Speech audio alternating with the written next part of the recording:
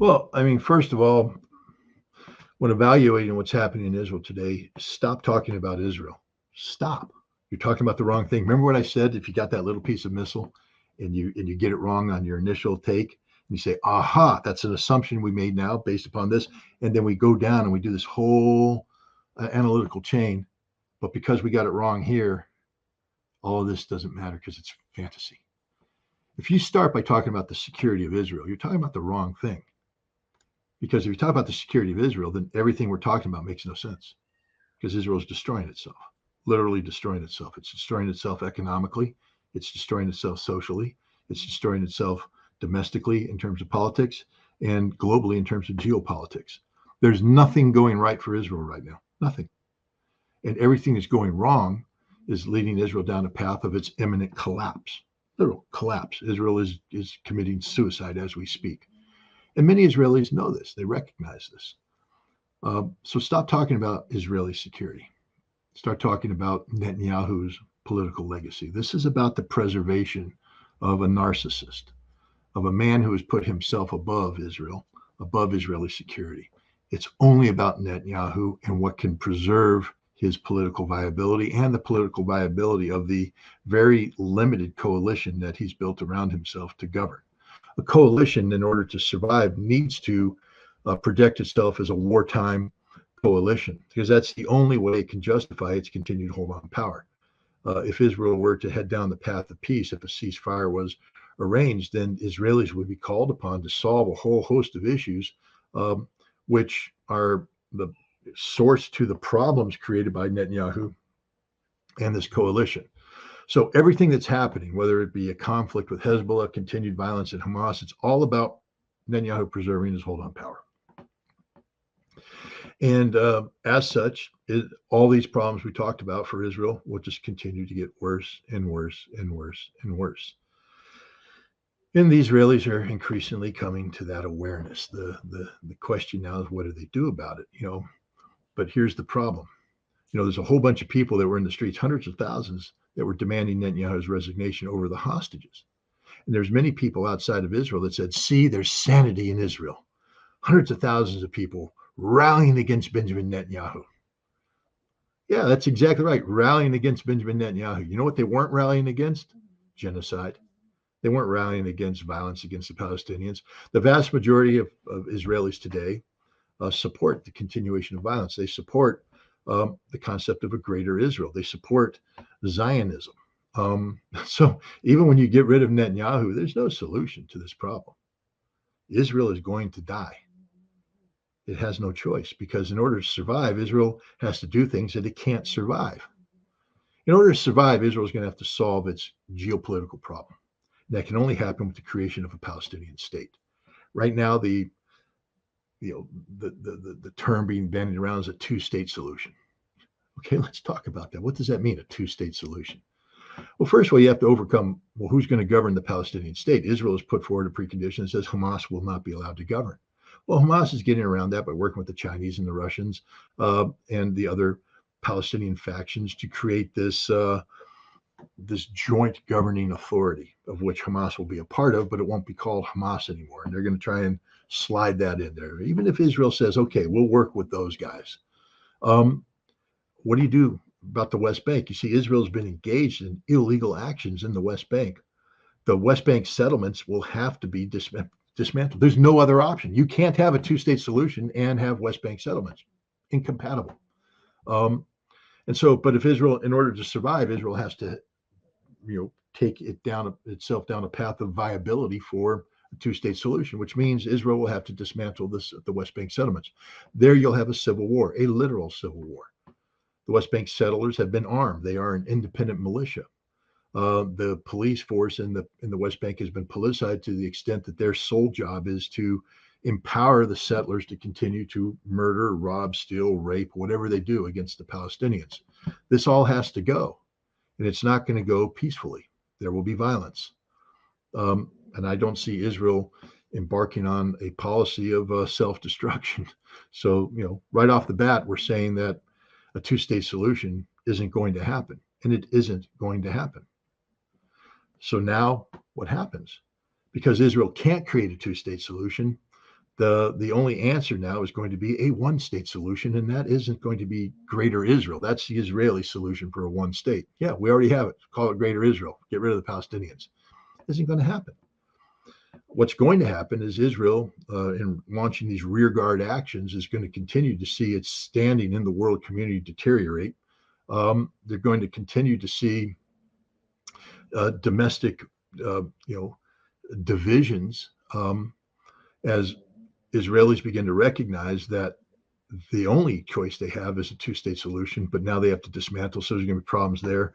The economy will never recover from where it is right now. In order for the economy to recover, you're going to need Israel to normalize relationship with states who say we can't normalize until there's a two-state solution, and we already said that isn't going to happen. So the economy will continue to deteriorate, and the security situation will never stabilize, even with a ceasefire. As long as Israel's at odds with its neighbors, as long as you have issues in Hamas, there's going to be violence or the threat of violence, and eventually the combination of the economic collapse of Israel with a social environment that isn't conducive to the image that Israel tries to sell to the world of this peaceful nation where people come in prosperity and live in harmony with everything. That isn't going to happen, and people are going to flee, and that's the death of Israel. When you get more people fleeing than are coming in, there is aliyah. Yes, there's a romanticism attached to Israel amongst the Jewish diaspora, and tens of thousands of Israelis return every year, maybe hundreds of thousands. I don't know. But what we have right now is hundreds of thousands of Israelis leaving. And when that number turns into the millions and is sustained over a period of time, you'll see the Israeli population drop from its current level of 9 million. If the population drops down to 6 million to 5 million, and the non-Jewish population is 9, 10, 11, 12 million, 15 million, demographics alone dictates the outcome, which is a single state solution called Palestine. And I think that's the direction we're heading right now. Do you think that the intelligence they're receiving from the United States is telling them the reality of what's going on for Israel, or they're just the same thing happening as in Ukraine? They're just reporting not totally in line with the reality of what's going on the battlefield between Ukraine and Russia, but right now between Israel and Palestinians and Hezbollah. I'm talking about the intelligence, how intelligence is honest with Israeli on the part of the United States. Well, the problem is, in order to be honest with Israel, the United States has to be honest with itself. And given the overwhelming influence of the pro-Israeli lobby in the United States, it's impossible to have this kind of honesty. I mean, the first thing we'd have to ask ourselves is the pro-Israeli lobby seeking to influence the outcome of the 2024 presidential election? There's the fundamental question. It's one that one would hope that the Department of Justice, its National Security Division, would ask with the same fervor as appears to be asking whether Russia is interfering with the 2024 presidential election. One would hope that the FBI's National Security Division would investigate these pro-Israeli factions with the same fervor that they investigate those who are alleged to be operating on behalf of Russia. One is a fantasy, that's the Russian story, and the other one is reality, the Israeli story that we don't want to confront. So we're not even honest with ourselves. So when you start off, just the opening proposition is America is incapable of being honest with itself about Israel, then the intelligence doesn't matter, because for intelligence to work, just a quick briefing on what intelligence is. People keep going, well, intelligence is what happens when an American hands the Israelis a piece of paper and says, read our intelligence. And the Israelis go, oh my God, you're so smart. You're so wise. Oh, we should have listened to you to begin with. That doesn't work that way. The first thing in intelligence, in order for it to become intelligence, is that you need direction. All right. Forget all the spy versus spy stuff right now. The first component of intelligence is direction. That means a consumer, the president, the National Security Council, Congress, Department of Defense, somebody says, I want to know this, puts out a question. And then the intelligence people, that would be me putting on my intelligence hat, go, oh, let me talk to you more about your question. What exactly do you want to know? And I dig down into it and I find out why he's asking the question, what he wants to know, or she. And I say, okay, I got this one.